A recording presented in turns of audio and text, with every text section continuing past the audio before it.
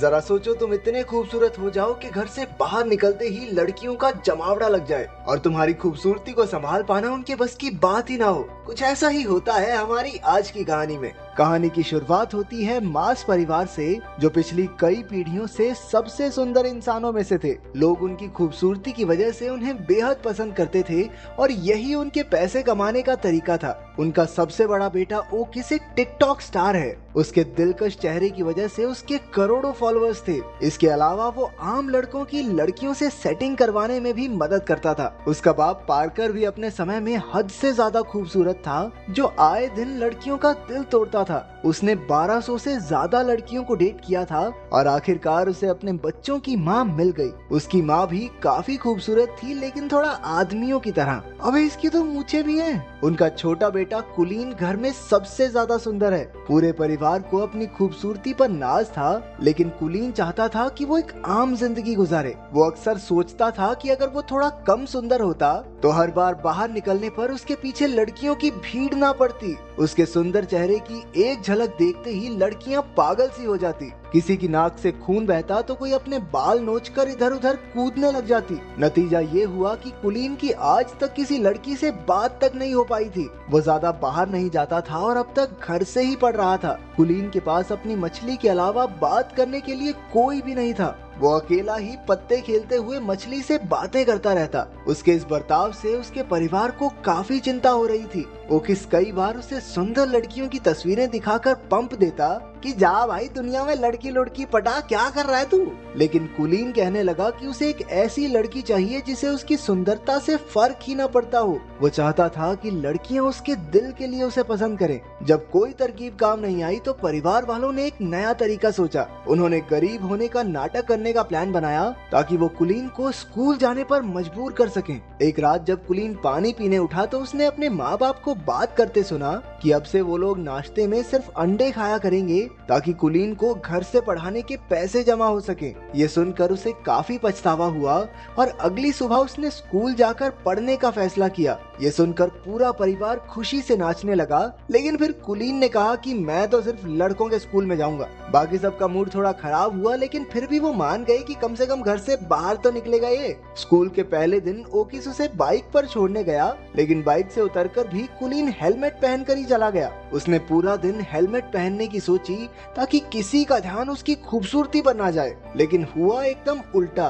क्योंकि हेलमेट की वजह से सारे बच्चे उसे ही देखने लगे। उसे परेशान करने सिडी नाम का एक लड़का और उसके चेले आ गए। जब टीचर आई तो उसने कुलीन को हेलमेट उतारने को कहा। ना चाहते हुए भी कुलीन को अपना हेलमेट उतारना पड़ा और सबने उसका दिलकश चेहरा देख लिया। इसके बाद तो टीचर सीधा हॉस्पिटल में पहुंच गई, क्योंकि कुलीन को देखते ही उसकी सांसें थम गई थी। कुलीन सीधा घर की ओर भागा, लेकिन बदमाश लड़कों ने उसे रास्ते में ही पकड़ लिया। उसे स्टोर रूम में लाकर वो लोग सुपर हीरोज की तरह अपनी पहचान बताने लगे। ये तीनों पिछले 3 साल से स्कूल में पढ़े थे, क्योंकि सिडी को बस बीबीएम स्कूल की सबसे सुंदर लड़की अमेंडा के साथ ही पार्टी में जाना है। अमेंडा सिर्फ सुंदर लड़कों की बात ही सुनती है, इसलिए उन्होंने कुलीन को अपना डाकिया बनाने की सोची। फिर उन्होंने कीबो नाम के एक शरीफ लड़के को धमकाकर उसका साथी बना दिया। कुछ देर बाद कुलीन प्रिंसिपल के पास इन बदमाश लड़कों की शिकायत करने पहुंचा। प्रिंसिपल बेचारा खुद ही अपने बेटे की वजह से परेशान था। वो उल्टा कुलीन से ही कहने लगा कि लड़की पटवा दे भाई इस बावड़ी पूंछ से, ताकि जल्दी से जल्दी स्कूल को छोड़ के जाए। उस रात कीबो और कुलीन ने अगले दिन ये काम करने का फैसला किया। कीबो के रूप में एक अच्छा दोस्त पाकर कुलीन को काफी खुशी हुई। अगली सुबह वो दोनों बीबीएम स्कूल पहुंचे, जहां उन्हें देखते ही लड़कियां चिल्लाने लगी, ये हेलमेट वाले लड़के को बाहर निकालो, पता नहीं कितना बुरा दिखता होगा। सभी लड़कियों ने मिलकर कुलीन को हेलमेट उतारने पर मजबूर कर दिया। जैसे ही उसने हेलमेट उतारा, पूरे स्कूल में तहलका मच गया। कुछ घंटों बाद तो टीवी पर खबर आ रही थी कि कुलीन की वजह से लड़कियां पागल हो रही हैं। किसी की नाक से खून बह रहा था तो कोई इधर उधर उल्टी फुल्टी हो रही थी। स्कूल की सबसे खूबसूरत लड़की अमेंडा को भी उसे न्यूज पर देखते ही उससे प्यार हो गया। उसने ठान लिया कि कुलीन को अपना बनाकर ही रहेगी। जब खबर चारों ओर फैल गई तो हजारों की तादाद में लड़कियां कुलीन के घर के बाहर इकट्ठा होने लगी। उसके परिवार वालों ने घर में एंट्री के लिए टिकट बेचकर पैसा कमाना शुरू कर दिया। जब कुलीन ने छिपकर ये सब देखा तो उसे समझ आया कि उसके परिवार ने ही उसका इस्तेमाल किया है। जब उन्होंने उसे कॉल करके घर पर वापस बुलाया तो कुलीन ने लौटने से साफ इनकार कर दिया। और तो और इतनी सारी लड़कियों की वजह से अपनी मछली की बुरी हालत देखकर उसका दिल और टूट गया। अब वो एक बिल्डिंग की छत पर उसे ढूंढ रही लड़कियों से छुपता फिर रहा था। अचानक एक लड़की ने पीछे से आकर कहा, छलांग वलांग मारने का तो प्लान नहीं है ना तुम्हारा?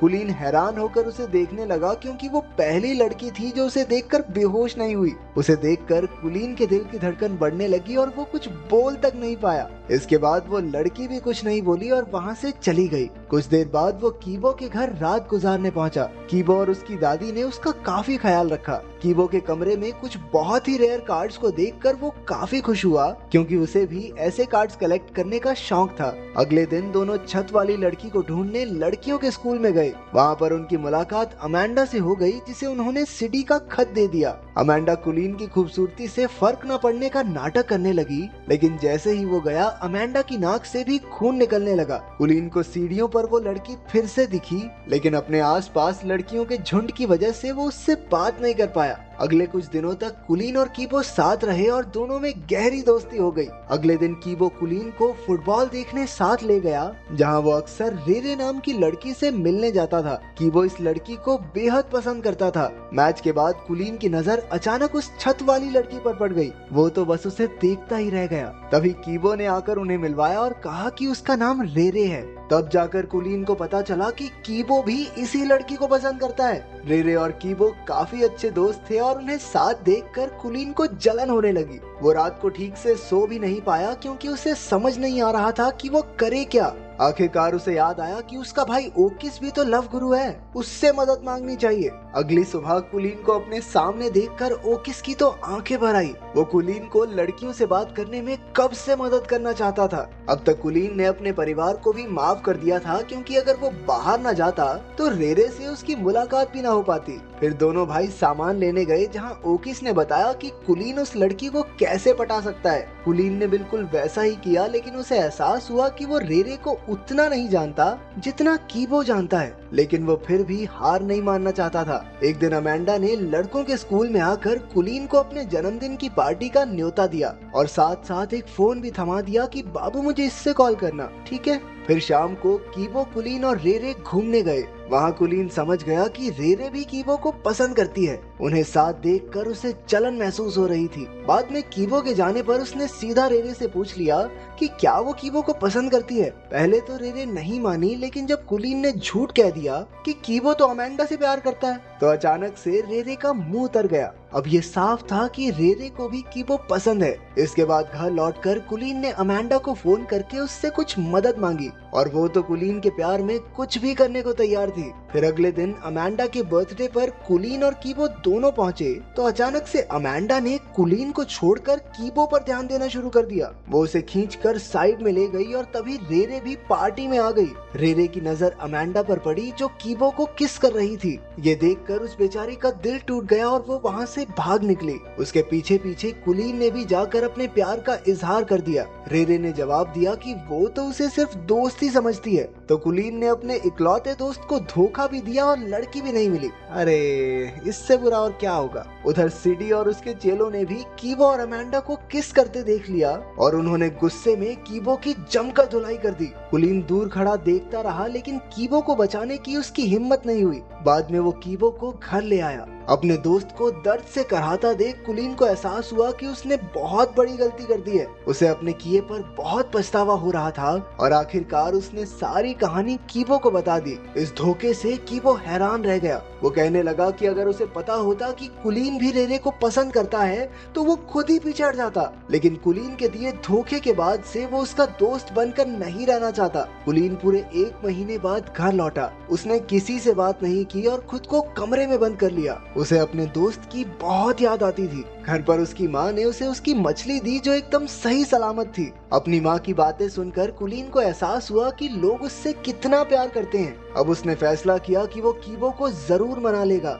अगली सुबह उसने रेरे को जाकर सब सच बता दिया। इसके बाद उसने कीबो के पास जाकर उससे माफी मांगने की कोशिश की। तो पहले तो कीबो नखरे मारता रहा, लेकिन बातों बातों में कुलीन ने कीबो से बुलवा लिया कि वो रेरे को कितना प्यार करता है। बाद में पता चला कि रेरे फोन पर सब कुछ सुन रही थी। आखिरकार उन दोनों के बीच की गलतफहमियां दूर हो गई थी। कुछ दिन बाद सब डांस पार्टी में गए, जहां कीबो की पार्टनर रेरे थी और कुलीन की पार्टनर अमेंडा। आखिरकार कुलीन और अमेंडा को डांस के किंग और क्वीन का खिताब मिला। जहां एक और सारी लड़कियां उसे स्टेज पर देखकर पगला रही थी, वहीं उसे एक लड़की की आवाज आई कि इतना भी अच्छा नहीं दिखता ये सुनते ही कुलीन का दिल एक बार फिर से जोरों से धड़कने लगा और उसकी नजरें इस अनजान लड़की को ढूंढने लगी। तो अगर एक दिन के लिए तुम इतने खूबसूरत हो जाओ तो तुम क्या करोगे, कमेंट्स में जरूर बताना।